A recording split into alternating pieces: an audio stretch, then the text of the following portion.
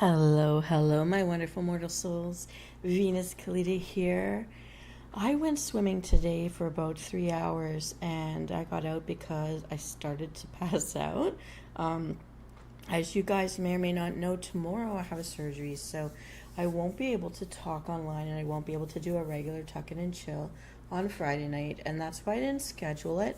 But because today is Celebrate National Sleep Under the Stars night, that I wanted to create a starry sky and read you some stories. I picked out a few from Aesop's fables because Aesop lived in the time of the ancient gods, the gods that I know because I'm Venus, but I'm going to take you using the names of the Roman gods.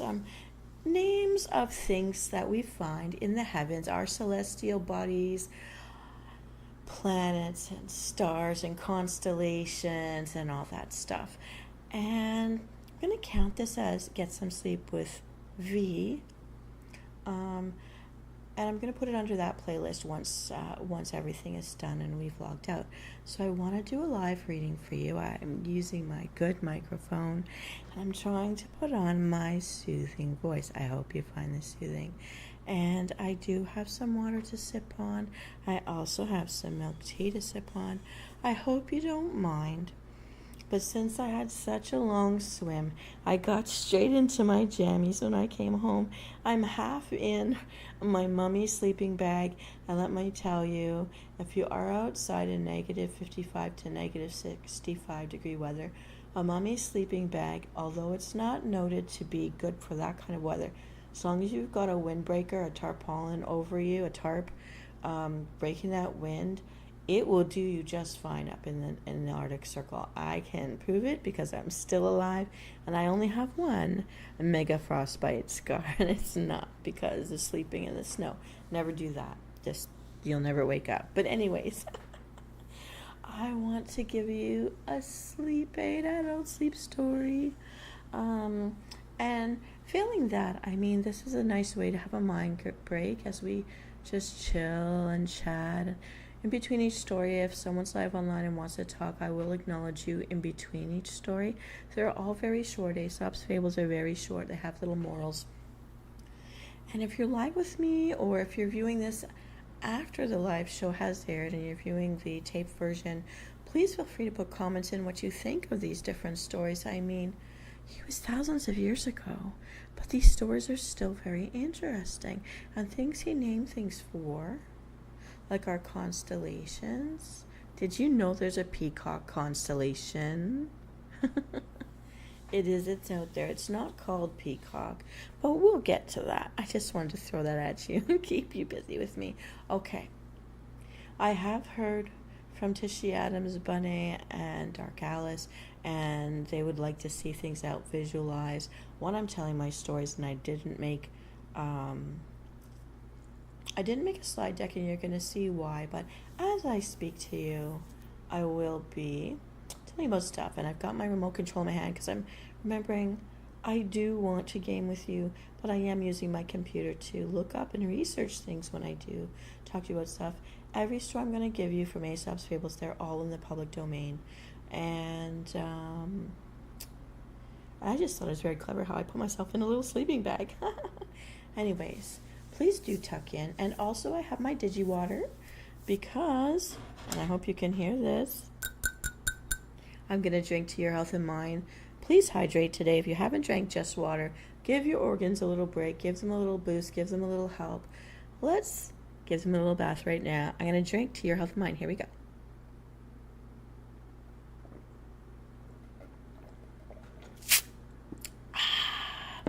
And I do have something on the oven, so I may have to run and break. But it should be okay. I'm letting it rest right now. It's like beef, tomato, stew, and I got all sorts of little herbs in there, paprika, turmeric, a little bit of garlic butter is in there, but I threw some quinoa in it because I didn't have too many vegetables to put in. I just want to put a something, so I'm waiting to see if they puff up. And I threw a little like elbow macaronis in there too. They're fine actually. They're doing just fine, and they're al dente right now, but I'm just steeping it on like low. I'll go in and check on it in a little bit. And happy to say my blood pressure is normal after I sit still for 3 minutes, but it's not when I don't sit still. So, what are you gonna do?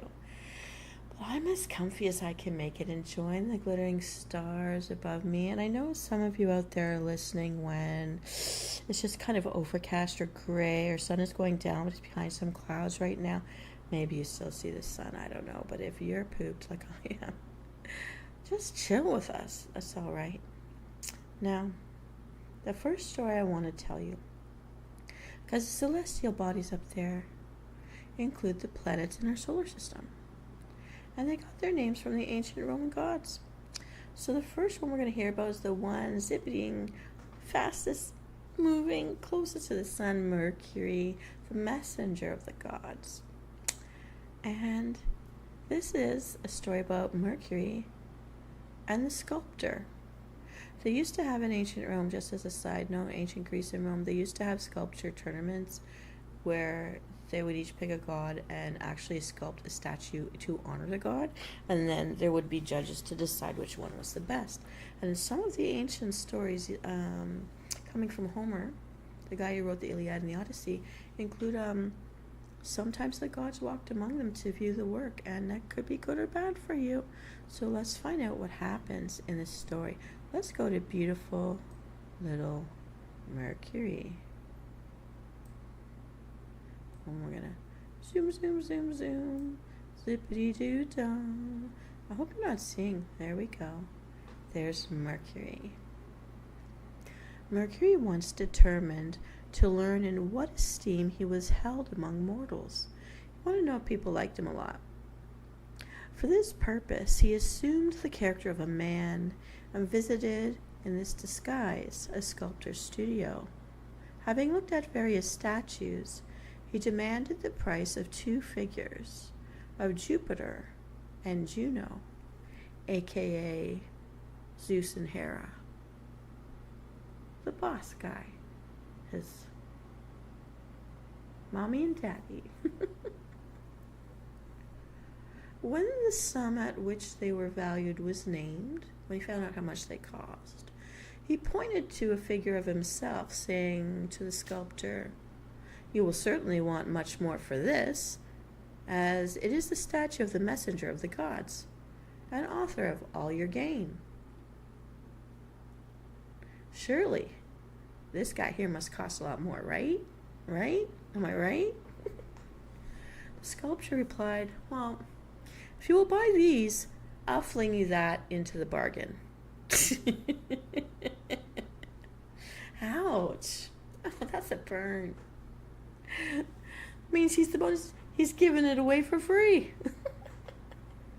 Now, if we were to go outside of Aesop's fable, maybe this is kind of a story to teach you against, I guess modern religions, the one god times would call it a vanity. Don't be so vain. Don't be vain. But if this is the messenger of the gods, you just told him that compared to his parents, he's nothing. It's free as zero charge, costs not like, I mean, it must have been a good piece of work that took a lot of time and a good chunk of marble. And you get it for free. If you buy 2, you get 1 free. He's the free one. I don't know. What kind of revenge, if we were to play off this story, would Mercury send? Or would he, like, take that biting comment and, like, get revenge? You know what? These gods back in those days were, like, larger than life, 10 times worse than any human, 100 times worse than any human. They can get away with it because they're powerful, but oh, that would hurt. I think this guy's going to get some lost mail. He's going to miss some rent checks. He's going to not find out about some bills and fines until they, like, got to take away his license for something. Maybe he'll no longer be part of the Sculptors Guild. I don't know. That's not so good. Messenger of the gods. Oh, who knows what he's going to whisk away on you. I think I want to get my mail. I like to get my mail in a timely manner. Yeah. Anyways, Mercury and his vanity. Ouch. It's gotta hurt. I mean, also, too, people that fish for compliments, That might be a low self-esteem issue. I don't know. I mean, modern day people are going to talk about all the traumas. Not to laugh at that. And I mean, like, he just took a kick to the teeth, hoping that people would tell him he was worth something to them. If you go fishing, you better, I think you better, like, buckle in and be willing to hear the real truth. If you're asking for it, people should be able to not be afraid to tell you the truth. And this sculptor, had he known who he was talking to, I don't think he would have replied in that way. Not at all. But, well, Mercury got the message he wanted. Not the one he wanted, but he asked for it. All right. Now, of the celestial bodies in the sky, we also have the planet. You may know it, with the big old God's eye watching us. It is Jupiter. Funny enough, the colossus of Jupiter here as a celestial being with the big red eye watching Earth since ancient times is now starting to split into two smaller eternal hurricanes, which means the modern age stuck to their computers is going to end up being watched with two eyes. I don't know. I kind of like having the colossal eye looking at me, but it's been a long time spinning, right? So Jupiter, aka Zeus, the big boss man, this is his planet. And the story we have here about this celestial body from Aesop is the bee and Jupiter. A bee from Mount Hymettus, the queen of the hive, ascended to Olympus to present Jupiter, Zeus, some honey fresh from her combs. That's a really nice gift, and that's a long way for a little bee to fly. You gotta think she's got an entourage with her. They don't let the queen go alone. The hive goes with her. Jupiter, delighted with the offering of honey, promised to give whatever she should ask.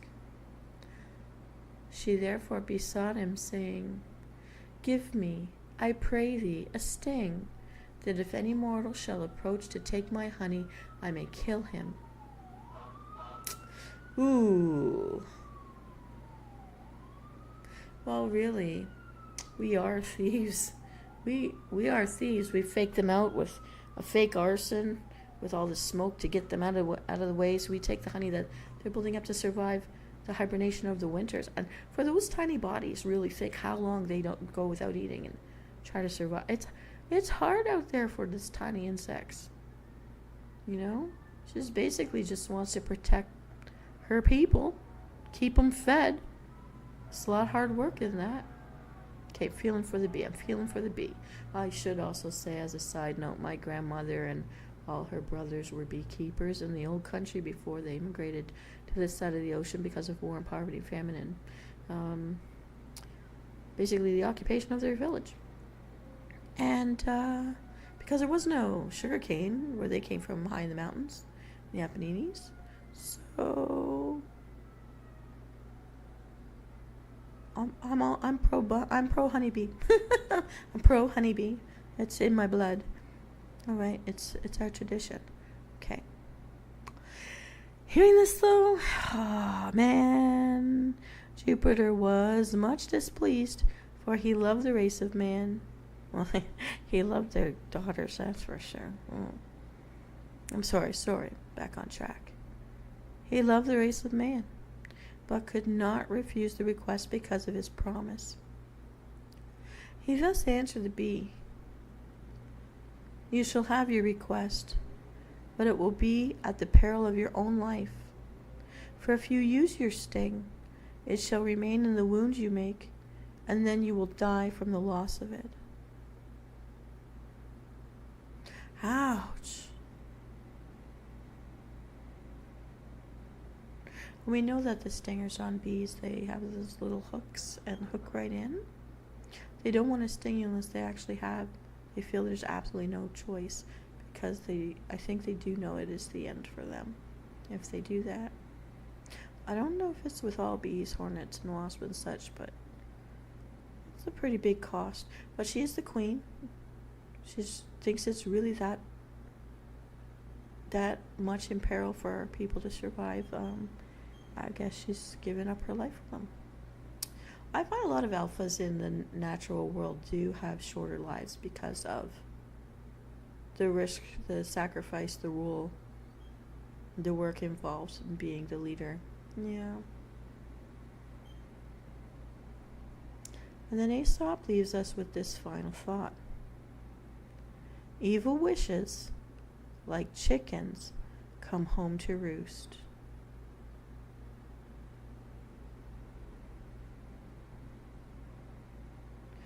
Yikes. Well, the first thing that crossed my mind was ever all-powerful Jupiter, aka Zeus, shouldn't promise someone anything. I think none of us should ever promise open-ended anything. We should always put qualifiers on that. Think like lawyers. Protect your butt, because we don't know in what context someone's going to be speaking. A lot of con games out there. We just never know what's in someone's heart or mind at a time. We don't know everything inside another person's head. So that would have been the first problem. Second, if you're going to offer anything, you shouldn't punish them for the anything they ask for. It's your fault for not knowing them better, or not knowing what to expect. If you had a mind of giving someone money, say, how much money you want? Giving them jewels. What kind of jewelry is your favorite? Like, what's your stone? But, bet on you, Zeus. Oh, what a mess you made for her. So she can kill someone if they come to harm.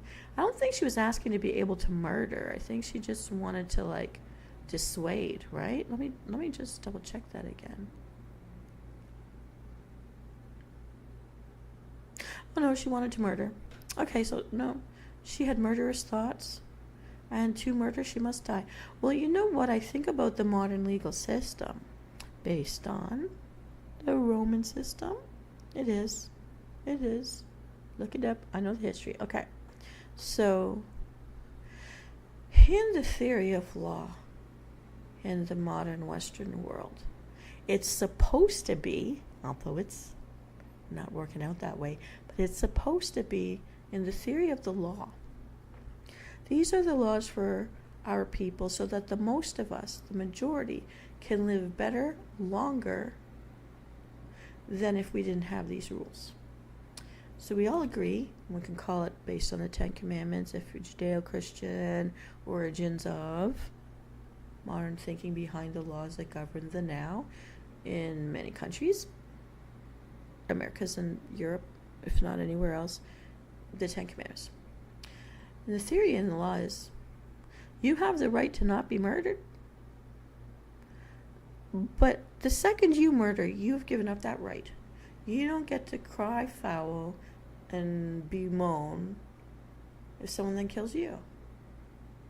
The laws are there trying to stop the vendettas, which are never ending.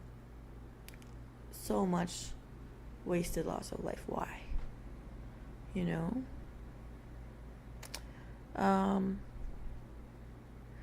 Your right to throw a punch ends where the next person's, that not your body but someone else's body, begins. Then it's assault. If you assault someone, you therefore forfeit your right to be protected from assault. Because now it's self-defense to stop you from doing worse. Now, I'll let the legal eagles chew this fat. For the rest of us, we know that if you don't have money, dirty friends, and both, you may never get real justice for things that have happened. And victims get blamed and shamed. And this stuff happens. There are good people trying to do their jobs right, I know that. And then there's also the karma you didn't invest in happening too. Sucks. I want to play this. She wants to kill. He's saying, well, you can have one kill and then you die. Use it wisely. Is it really worth that? But I want to play a twist on this. I don't know if he lightly said, like, chickens come home to roost. Chickens always come home to roost. Okay, sure. If the foxes and wolves don't get him, okay. Cowards will come home to hide after they do a bad thing. And one thing, I'm just going to throw this out there, and people can get as mad at me as they want. Tell me in the comments. I have had an opinion since very little, actually, that I've held in my observations of humans. I've always felt that the worst of these serial killers, murderers, rapists, if it is a man, I'm not going to say if it, because when I see things on the news, I always saw it as a man who was convicted of these things when they find. Okay? I'm a girl, so I guess I'd hear from girls first about what's bad has happened to them. So I know there's a flip side. I do. I'll say that to qualify this. But I've always felt that the reason that evil men get away with evil is because there's women who know that they're doing the evil and they're fine with it. They might be even pointing the guy in the direction to go get it done for them because they resent others and want to take away the good in someone else's future. So as long as it doesn't come back on them. And they hide them, and they reward them, and they feed them, and they screw them, and they house them, and they pay their bills for them even to have them in their lives. So the most evil out there, and they don't get caught because someone's rewarding them. So they hide like metaphorical chickens. So I'm seeing this two different ways. Although I don't think the bee is just wants to take care of her people. Make sure they don't starve from raiders, robbers, usurpers. But I think it's because she didn't want to just sting them to like make them fear and go away.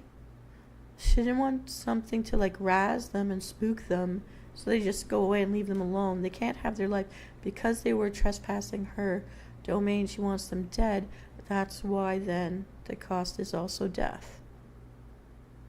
And I think this is like 2,000 years before the golden rule. Do unto others as you would have them do unto you. So you want to kill, you can be killed. You just open that bar. There's a lot of ways we can spin this one, okay? But basically she doesn't get to hide from whatever she does. She doesn't get to hide from it. She can't escape it. She can't be a chicken. Well, and anyway, she's a bee. Anyways, go honeybee, go. All right. Now that is our story about Jupiter and the bee. I think that's one worthy of a think. Now we have something else coming up. I have one. We're going to bring this back. I have one about Jupiter and Neptune. Now Neptune, aka Poseidon, the god of the sea, a younger brother. He's the middle brother, actually. Jupiter, Zeus, is the youngest child of the three main brothers, Hades being the oldest, the one governing what we call hell. Anyways, we've got Neptune and Jupiter with Minerva, aka Athena, goddess of warrior, that kind of thing. That's Minerva. And Momus. No clue, never heard of Momus, so we don't have a picture for a Momus. Give me a Momus here. All right. And so this is what Aesop tells us about them. According to an ancient legend, the first man was made by Jupiter, Zeus. That must be why he doesn't want them killed by the bee. The first bull was created by Neptune. I kind of like that because it's like it sets up Spanish people for those bull rings and the mariachi and the 2 ears and a tail. The battle to the death, which is noble and like honorable, that you have courage to fight to the end. The noble death of the bull. Anyhow, moving on. And the first house by Minerva, Athena. So between the three, you have a human in a home. And to feed the home, what you need, actually, my grandparents were farmers, and my grandfather needed a bull to help plow the fields so they could have the wheat and the corn in the harvest. And I'll say, on a side, why is this so important? Because your whole village dies, your family dies if you starve to death, and you live in the mountains. You live in a rural place. There's no supermarkets or refrigerators. If you don't collect enough food to last you the entire winter, because remember, when you run out of food and it's spring, nothing's grown enough yet to eat. You have to find other ways. Okay? And I know to this day, the village that my family comes from, when the snow falls, you can't get up and down that mountain. There just isn't the infrastructure. It's too far out there. So you better have gotten a bull to plow the fields. I'm also going to give you this side note, interesting story, personal and unique story. My grandfather walked for days to buy a bull from the closest main city, walking down through mountains, walking back up through mountains with a bull so that they could plow the field so that the village wouldn't starve during the occupation in World War II. But he got caught by the German soldiers who took that bull and ate it, and they said, for this bull, we'll give you until sunrise to get out of here, because when we find you, we'll kill you. He was the only one of 4 young men taken from that village conscription who had made it back to the village alive. He hid in this tiny trunk. I can't tell you how I felt going back to the old country to see where he hid in such a small thing. He was a massive man, at least when I knew him in his older years.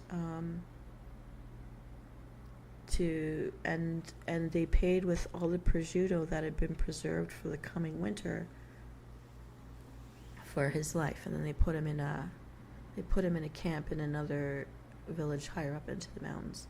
And it was only because his father was the mayor, who paid a fee to save son's life, he got put in the Royal Military Band and sent over to play saxophone for Hitler and the King of Italy and Mussolini. Very unique story. So that bull, and so the problem was there was starvation and people died because they couldn't make it through to the next spring, including little children. So a bull for a man with a household to feed is a very important thing. Just wanna. And back in the days that Aesop was writing this, of course, there was no electricity or store or zipping through a car or a train to go get stuff. You were on foot. So you better preserve what you can. So that bull is necessary for a village to survive a winter. All right. Having said that, in this ancient legend, Jupiter, who created the first man, his brother, god of the sea, created the first bull, and a child of theirs, Athena, Zeus's child, was the first to create a house. On the completion of their labors, a dispute arose as to which had made the most perfect work, who made the better invention. They agreed to appoint Momus as judge and to abide by his decision. Momus, however, being very envious of the handicraft of each, oh well, you guys made this stuff? Ooh. He found fault with everything that everyone made. Oh, he was envious. Envy is another one of those vices we're warned against. Oh, was Aesop the first one to put this on paper? Parchment. All right. Momus first blamed the work of Neptune, the bull, because he had not made the horns of the bull below his eyes, so he might better see where to strike. Interesting. I do know from bullfights in the bull ring, the goal is to break the neck muscle, so that because the bull's horns are so heavy, without that neck muscle, he can't raise his head to defend himself. He can't raise his head to see what's in front of him. That's how you take him down.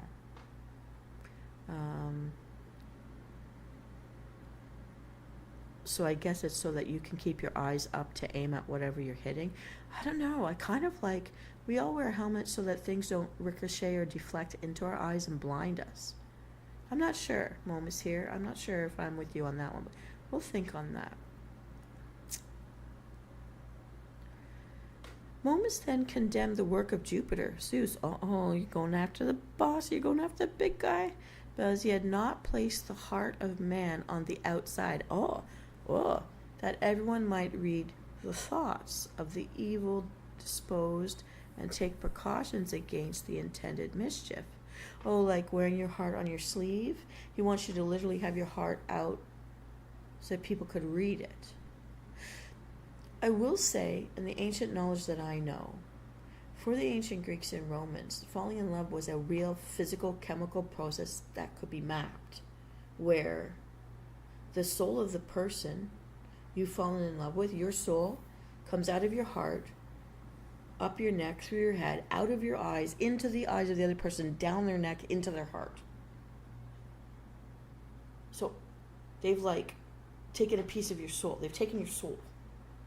And different cultures have different ideas about this. That might involve a kiss or not a kiss. But by sight, love at first sight. If I've fallen in love with you on first sight, you've just taken my soul. Now I have to take care of you for the rest of your life, aka marry you, so you always have you close by, so that you don't get into the mischief that sends you to hell and take my soul with you. When you die, your soul will take my soul with you. So for my lifetime, so long as I'm on the planet, I have to take care of you, make sure I steer you in the right directions, husband you in the terms of husbandry, so that you don't screw up and send us both to hell. Because my soul's left me, you have it now. So you are my vessel that I must take care of, aka marry. And so to have your heart be on the outside means you can access it. If your heart can contain a soul, if your heart can contain intent,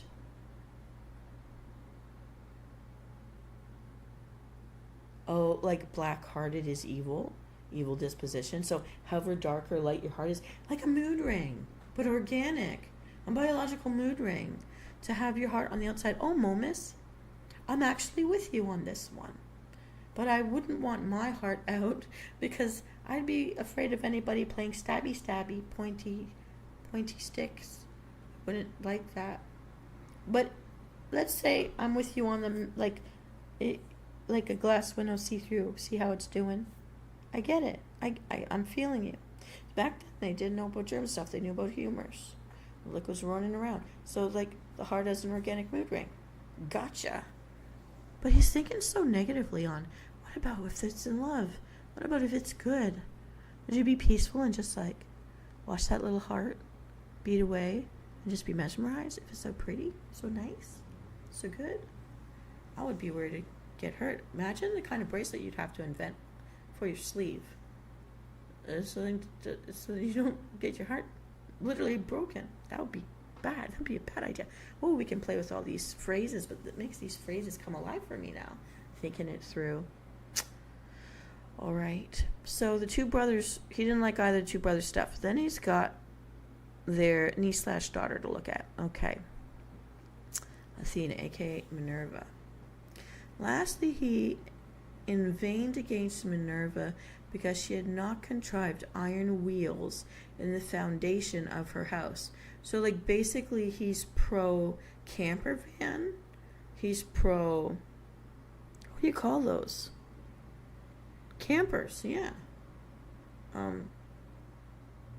Movable house. So its inhabitants might more easily remove if a neighbor proved unpleasant. So look, I don't like that guy. Let's get up and go. Let's roll over to the other side of this rock here, so you can't peek at us over the fence line. Let's just roll over down yonder. Okay, that's kind of funny. You want to take everything with you. It's not take all your stuff on a cart and go find another shell or make another shell. We're taking a whole shelf. I guess he doesn't like packing and unpacking. I mean, it's hard to find a good friend who's willing to do that, help you like that more than once. And if you're getting older, it's really, or if you're a messy person, that's a lot. So that's funny. To me, that's funny. I know a lot of people who would probably find his idea workable. Okay, Momus, I'm with you for 2 out of 3. 2 out of 3.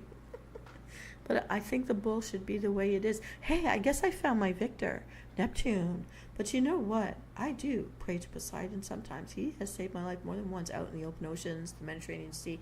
Those are stories for another day, though. You'll have to ask me about it if you want to find out more. Wow, these little stories have got me really thinking. I'm having fun dissecting them. This is fun for me. I love it because I've got ancient, like, history knowledge in my noggin, and I get to flex it right now. It's really cool for me.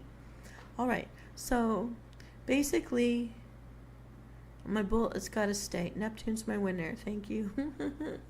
But Zeus and his daughter, he no likey. He no likey any. Okay, so, but I think I'm really finding it. I'm loving Momus for hating his neighbors. Why just move? I feel you, Momus. I feel you. There have been 4 sets of families living on top of my head in this building since COVID, and I hate them all. I hate them all. I want them to go away because none of them ever shut up.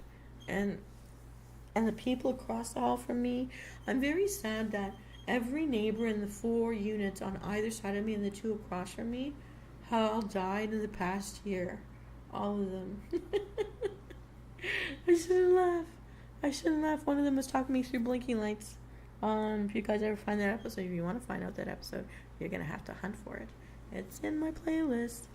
And the new person's, man, people smoke weed so much that it goes across the hall and into your home from their hall. It goes through walls. It goes in and out the windows. It's so gross. And I've almost got sent home from work because I smell of it. When I don't have time to wash my clothes every morning at 6 a.m. when I need to go commute. So I hate my neighbors.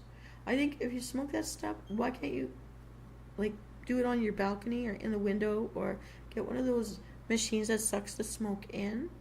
Sit by that. But don't send it out to me. I don't choose to have it in my brains or in my bloodstream. I have things to do. I hate that. And it's just so gross. It's just so gross. So I burn a lot of incense. It's the smoke wars. I think I'm winning because I'll go in the hall and I'll spritz everything with rose essential oil on my door so my door smells good. Anyways, I imagine it does for a few seconds.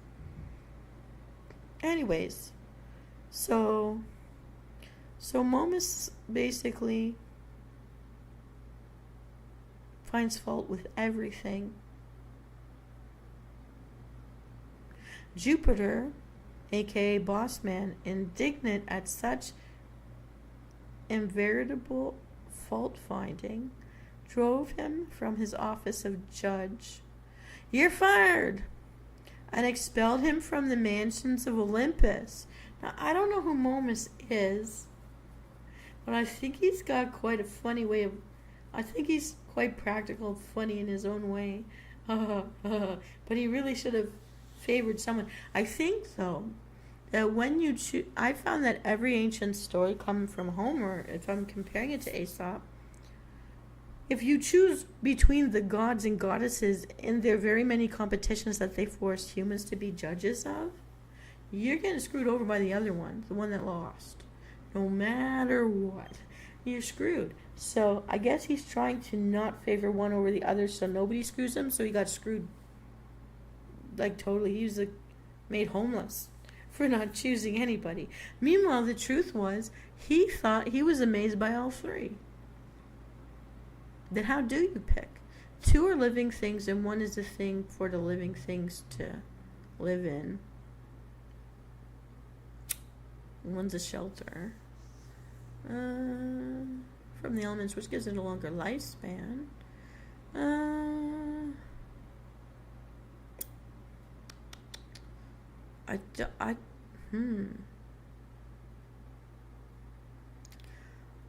I have to say, man has taken over the earth, so I guess that was the best invention up until a certain point in its history, or now. But that bull feeds a lot of people. And those people need to eat it somewhere nice. They all work together. It all works together so nicely. He should have complimented them all instead of picked out all the negatives to make him feel bad. I guess he wanted to do constructive criticism, except that's not what they were looking for. They were looking for praise. So it's another instance of gods looking for praise and goddesses.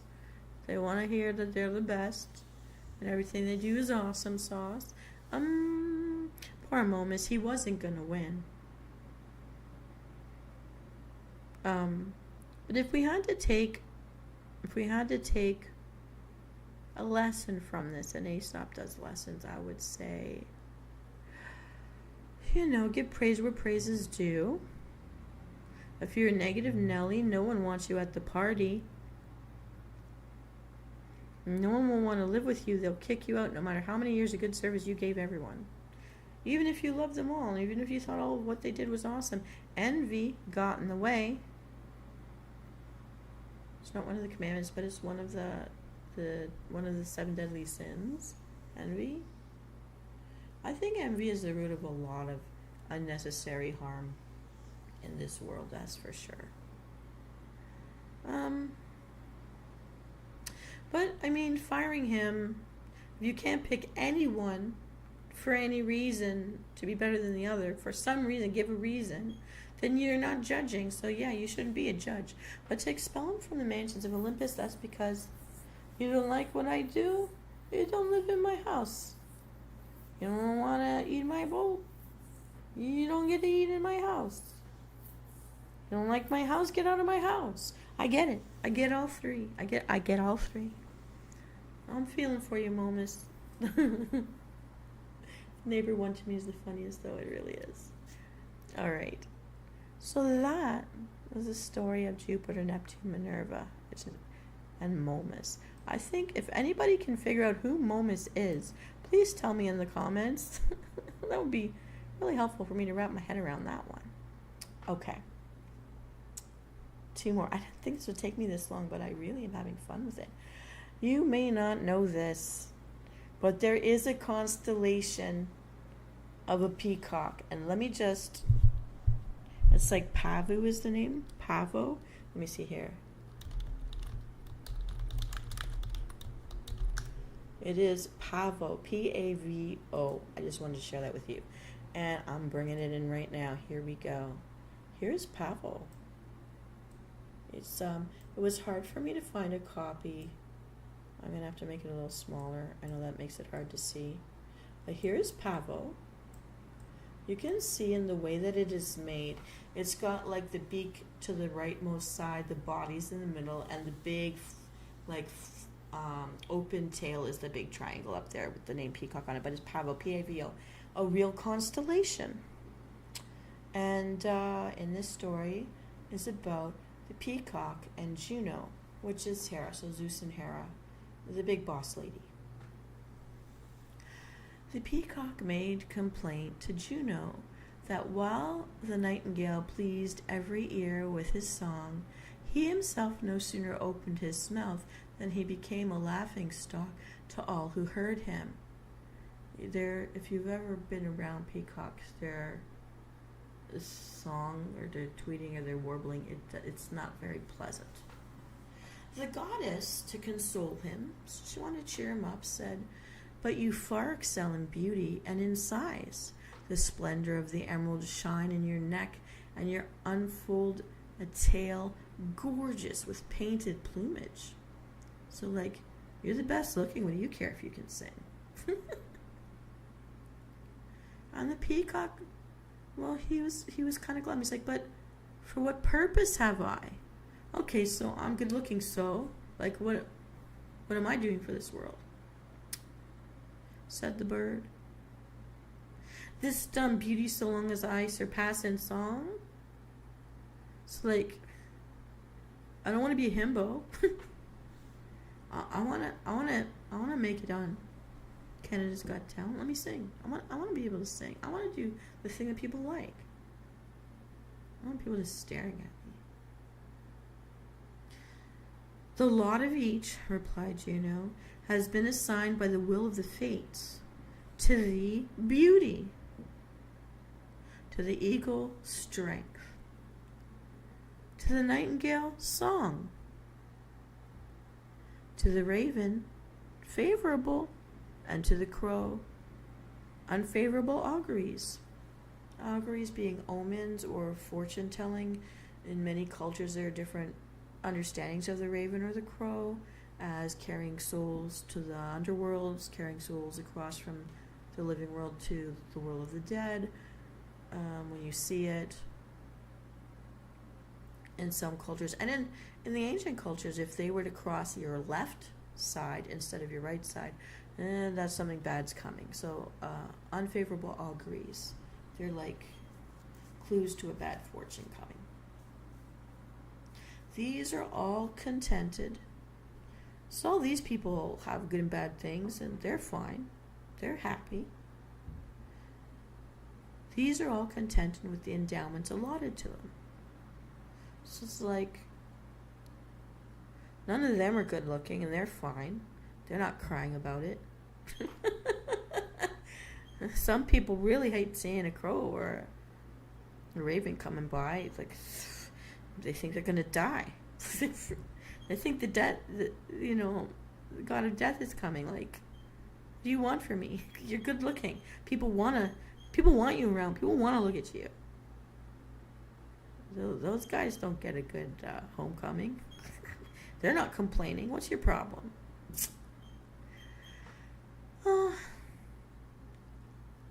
I don't know how many beautiful people out there are unhappy with being beautiful.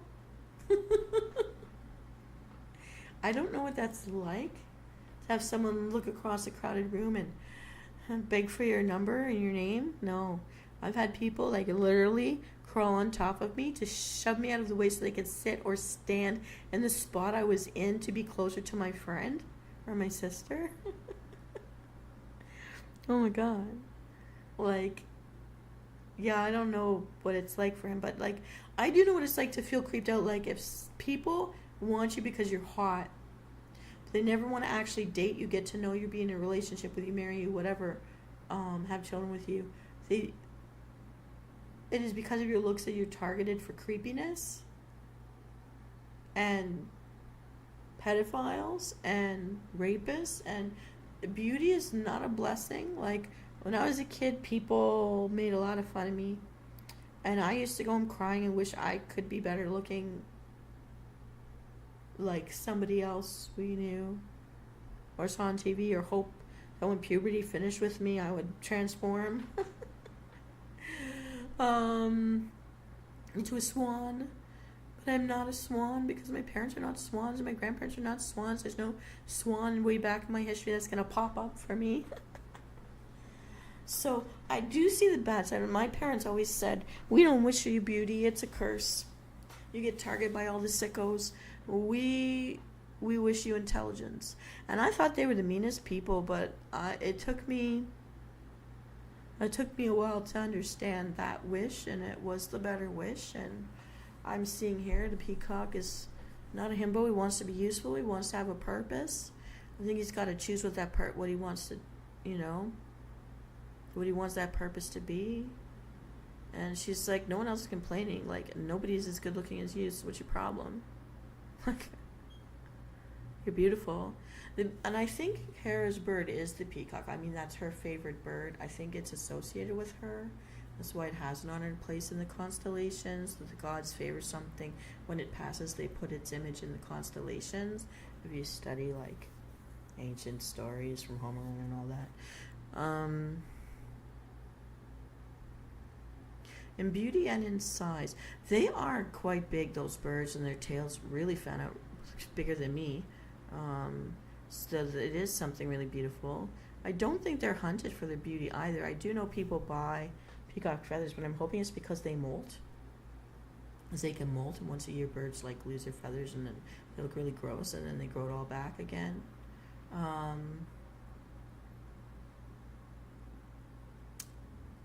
I would consider them really good dancers, to be honest. The way they shimmer and shake and present for their female friends is really pretty, actually. Well, again, I'm saying beautiful, but it makes me happy to see them dancing. So maybe someone should have said, be a dancer. When they sing, be the go-go dancer. And anytime someone tried to bring me to karaoke, I would be their go-go dancer. I would not sing. No. I've been in a choir. I was put in a choir as a kid.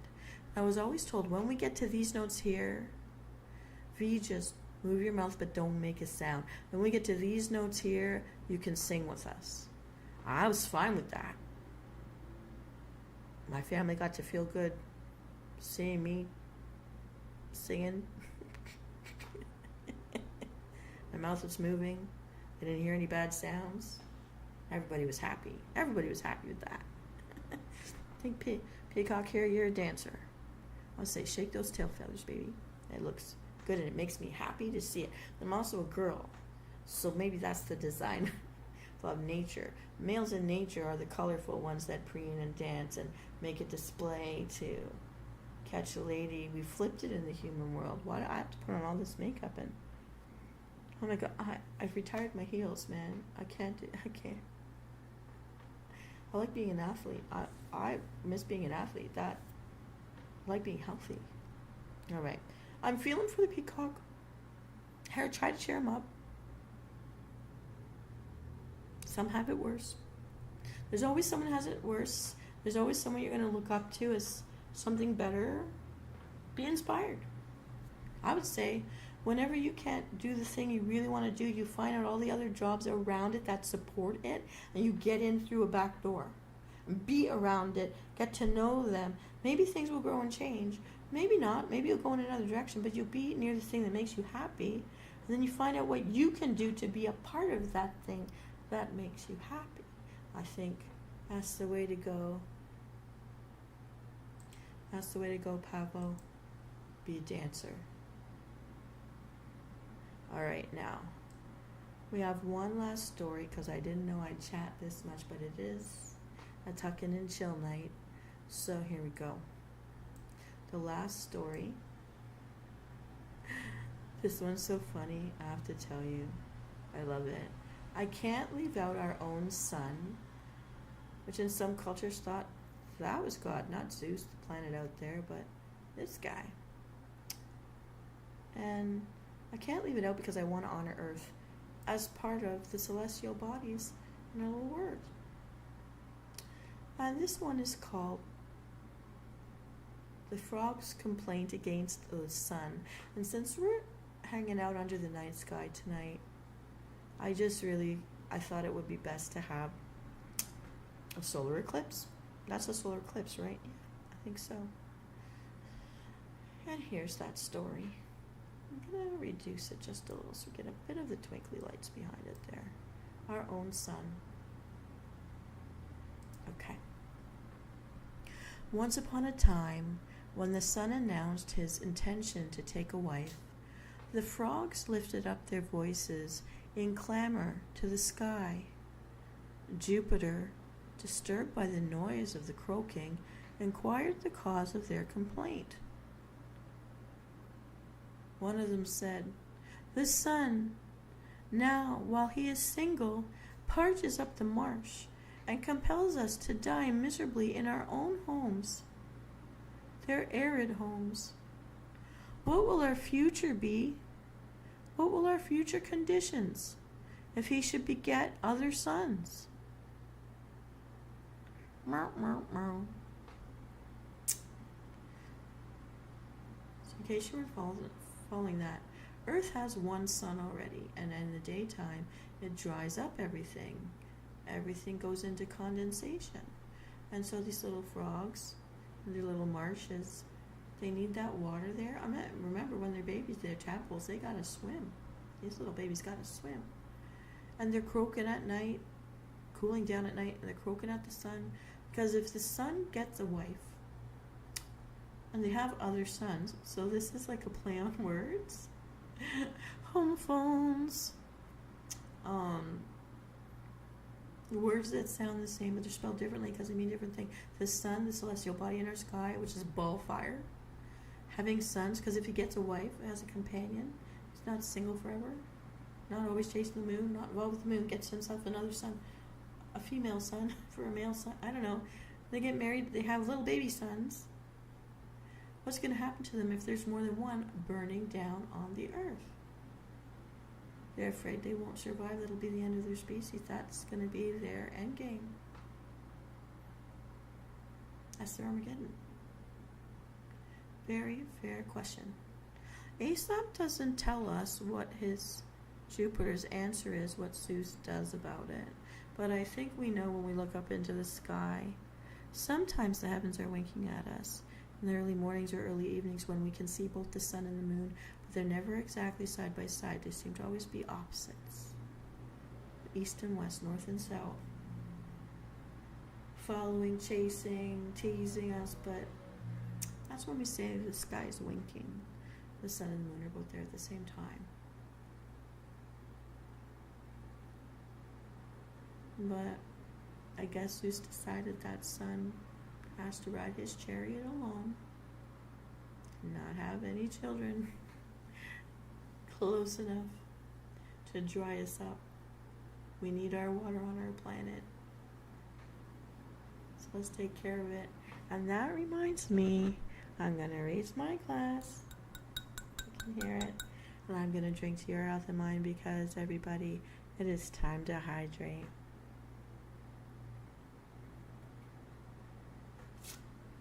I don't know about you, but I find that when I'm thirsty or my lips are really dry, my skin is really dry, I'm pretty uncomfortable. And when I'm hydrated, I'm much more comfortable. And I also find it easier to fall asleep. And I just have a little bit more energy. But I think it's really cute how the frogs were afraid and croaked, called out until they could be heard.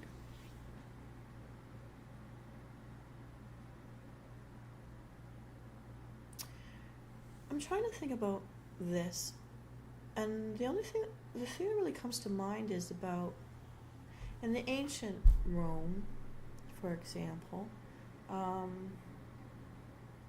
soldiers had to give 20 years as soldiers, but at the end, if they were still alive, they would be granted a piece of land, the chance to marry, honorable titles, money, salt, whatever, to get yourself started, and you can retire and have a simple life with the things that you need.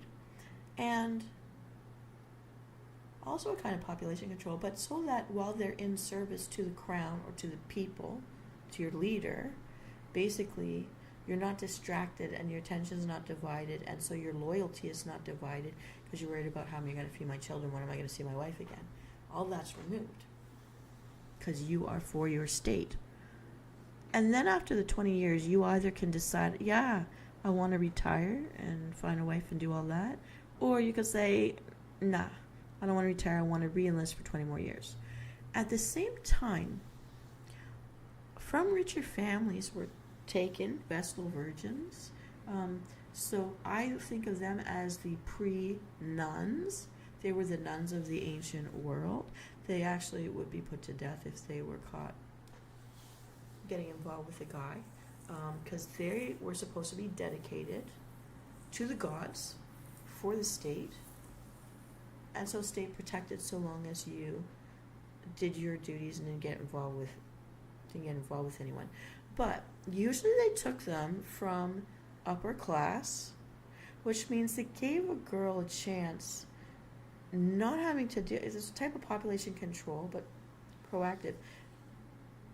Unlike the peasant girls who might marry for love early on, have kids, and die in childbirth early, a lot of women in ancient times, in the times of Aesop, you were lucky if a woman reached 45, lucky. And if she was super lucky, maybe she wasn't always working inside with the lead pipes that brought the water to the richer homes and the mercury gases that would come from their types of ovens in their day in ancient times, mercury and cast and iron. That's what killed them, and the men survived longer because they were out on the land with their horses drinking from a stream, doing all the things that they did, and they weren't at home. They weren't in the kitchen breathing in all that stuff, drinking that water all the time. They had the fresh water from out in nature. So they lived longer. Men could live to 80 years old, and that's why we hear of them with 20-year-old wives because there weren't 50-year-old women. There weren't. They'd have to be a country girl, really lucky one. And so to preserve from the richer houses your young girls at 8 to 10 years old into the Vestal Virgins, they also had to give 20 years being untouched. But this also meant it protected them from getting the diseases that men would give their brides. And part of the reason why they wanted you to be married back then in the thinking is, if the girl's married to the guy and the guy gives her a disease, a venereal disease, he's got to keep her, no matter what her health is from that point on. But if she gets involved with someone and gets these diseases first, no one else is going to touch her, because there were no cures like there are today. There were no pills to take for that kind of thing. Understandings of medicine were very different. You were afflicted by the gods because you did something evil. You're bad. You're bad, bad. Don't touch. I don't want to be sick, even though I gave it to you. I don't want to be sick with that. I'm not going to touch you. I'm not going to take care of you. But if you were married first, this was the way the family made sure. That guy's a dirty butthole, and he's off with all these different people doing things. He doesn't bathe properly. Because back then, too, they didn't know about germs. They know about humors. So if I saw, like, a piece of something on me, I'd flick it off. But I wouldn't think soap and water to wash and rinse and clean, because they don't understand infections the way we do with germs. They didn't disinfect. They weren't antibacterial, antiviral, anti-germ. That wasn't how they understood their bodies or science or medicine at the time. So, marry the girl first so that if she gets these things, he has to take care of her. The family is allowed to pressure the other family to make sure he takes care of her. No matter what else he may be doing, she has to be kept well within the means. Taking the richer young girls from the richer families, they're untouched, so they can reach their 20s to early 30s without those kind of diseases from, crossing fluids or whatever. And so the retiring army people had a choice of women if they were coming to the terms of their 20th year as a Vestal Virgin, where they had a choice between, would you like to marry one of these guys, or do you want to re-enlist yourself and remain to the end of your days a Vestal Virgin, serving the community, doing the religious functions, doing the auguries, like telling fortunes and all, whatever was their jobs to do, being a human sacrifice for something, I don't know, whatever they did. But she couldn't canoodle. She couldn't date. They didn't date. But it was a type of population control that kept a measure of the population as much as possible disease-free, sickness-free, generally healthy, reaching an older age before having to risk life with childbirth, for example. Giving them a better shot at a longer life. And knowing that if you married upper classes or you married like the soldier guy, you had what you needed to have a simple life. So that's what comes to mind for me. And in the modern day, how does that translate? Nuns and priests. I don't think soldiers are beheld to this kind of thing anymore. The societies are different now, but priests and nuns, quote unquote, marry Jesus, right? They marry God in their ceremony where they take their vows. And celibacy and chastity are two different things, by the way. I'm not going to get into that today. The men celibate, the women chaste, means two different things. But that means no matter how wealthy the church is that the priest is serving and how wealthy the community is serving, and he can't divide the wealth of the church to do his job for the church as the missionary missioning and taking care of his clergy, his people, for the higher power of the church, the Pope, whatever, for God, doing God's work, which is needed by the nuns and priests because there was no social system for governments didn't help you if you were starving or needed benefits or were sick. They didn't exist to keep you alive or keep your family together. You're all pawns for them. But the church provided those services where it wasn't coming from the state. So they were needed to feed the people, to send out food, to send out charity, to run the orphanages, to educate those children, they did these roles. They grew their own food and things like that. So if by chance the priest makes a baby with someone, he's not allowed to claim it as his own. It cannot be an heir. It's a bastard. Legal term, meaning cannot inherit. So the wealth that the priest is working with, which belongs to, let's say, God, the Pope, and however the administration cuts it all up, coming down to the frontline guy, he can't give it to this child. He can't use it to raise the child. He can't use it to house and feed the woman who gave him the child. Celibacy, which is different from chastity, just means he's not allowed to marry. Doesn't mean he's not allowed to have sex. He's not allowed to marry. He cannot legitimize an heir. So therefore the church's wealth always stays with the church to do as the church wishes, and you minister what the church has told you to do with it. And it cuts off the muddling in between, because you don't have a family to raise. Your family that you raise is all the clergy of all the people in that town, in that place where they built a church and stuck you in it, assigned you there. That's what you're doing with it for all of them. And on the side of the chaste and chastity for the nuns, and there's different reasons why in modern days women turn to the convent and become a nun, but they're educated, they're doing good works in places where it's needed and appreciated. And it used to be, up until the last 20 years, you didn't travel alone as a nun, you traveled with other nuns, because in villages, if you're a girl wandering alone, you'll be raped. You've got a witness that says, I was with her, I saw her do this, we went here, here, and here, just like we were told to do for the church, to help the poor, to help the mothers, to help the orphans, to help who's starving, who help who's sick, wherever they're assigned to do their duties, in at least pairs, because no one can gossip about you if you have a witness. Anyone who comes from a small town, or their parents come from villages, you know, the village knows you're going to go visit house over there before you knew you were going to get up, leave your bed, and get out the door. Like, it travels like the wind. Everybody's eyes on and gossip going, and there's no privacy. But you do not get, even in modern world today, you do not want to be caught in a lonely place, in a lonely street, in a lonely alley. You don't want to be caught alone in a room with a man, because then he can rape you. And people are getting upset hearing this, and I'm sorry, but it's the truth. A lot of the people who are our grandparents' age will tell you that it's only the modern world where you're coming from, first world places, where you've been safe enough to not protect yourself. And when you come as an immigrant, since the Second World War, a lot of people, it's older than me, but I know of it, your parents are going to believe what they were raised with. They're coming from a village, they're coming from a mountain, they're coming from a farm, wherever they're coming from. They came here, they didn't leave their ideas behind. And so the child growing up here, who's now talking and laughing with a guy at work, if the parents come by to bring you your lunch, whether you wanted them to or not, they might slap you in the face and call you a whore.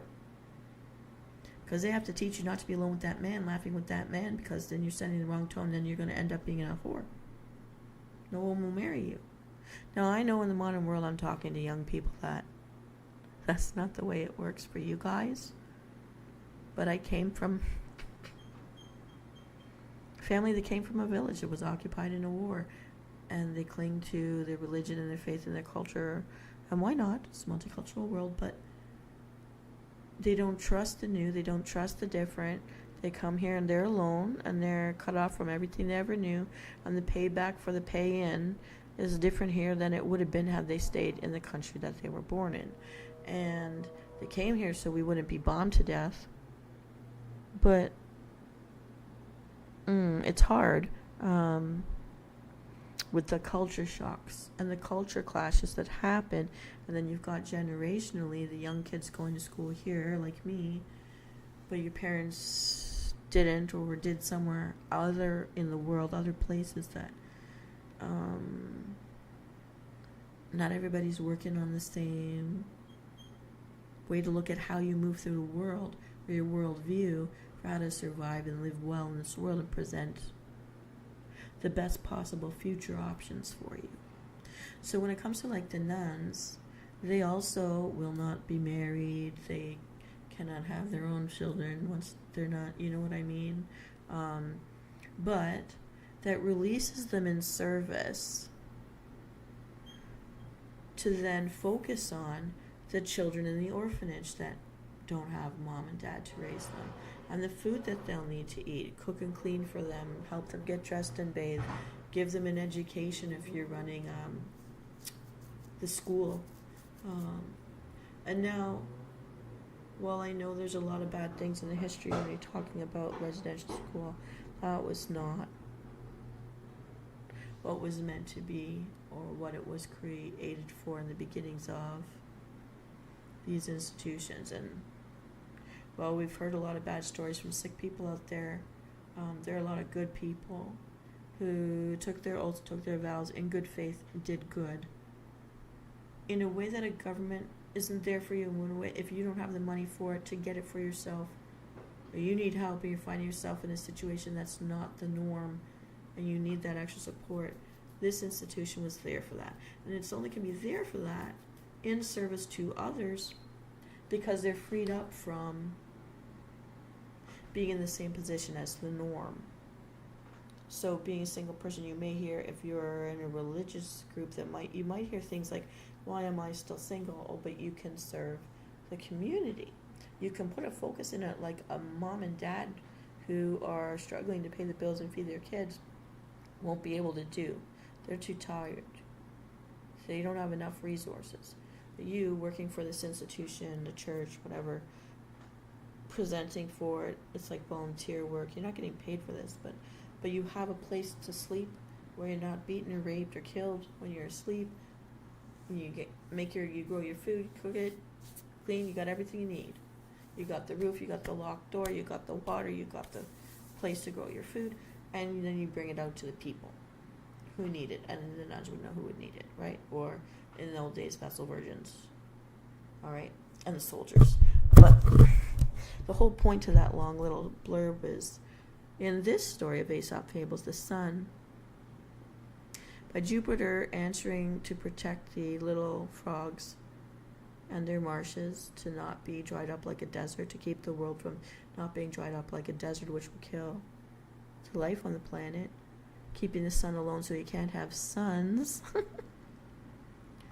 would free up the sun to continue to do its job in the life cycle of water, for example, which supports the life cycle for all the living things and the seasons and all that. So our solar system, we only get the one sun. Who can't have sons. And that is how we stay safe. He does his job, we do ours. Gravity's great. And the little frogs still get to croak out to the universe, which I think is really sweet. Poor little frogs. They just want to live. They just want to live in there, have clean water to live in, and so do we. Alright, everyone. I know this was an unexpected tuck in and chill night on the wrong night, but because I can't be here tomorrow, I was really excited and glad to share that with you. I hope you found it informational, entertaining, maybe got you riled up a little, got you thinking, got your juices flowing, anything. Tell me all about it in the comments. And I'm wishing you a fantastic weekend. Be careful on the roads for everyone heading out to cottage country, for your staycations, vacations, weekend getaways. Stay safe, stay hydrated, stay cool. And if you miss me, you can always check out my playlist. Now, if you've been listening and I caught your ear and you're not a subscriber yet, please join our community, help us grow. And I'll see you a little later tonight because I still owe you a gamer night. It's supposed to be gamer night. So I'm going to log out.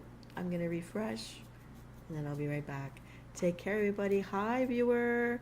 Please tell me who you are because I just finished saying I was going to log out. And I'm going to be back in 15-20 minutes after I refresh to start gamer night. So we just had a little bonus tuck in and chill. and you can listen to it another time. All right. I'm so sorry for the awkward timing, but I will be back soon. Take care. We'll see you a little later. Bye.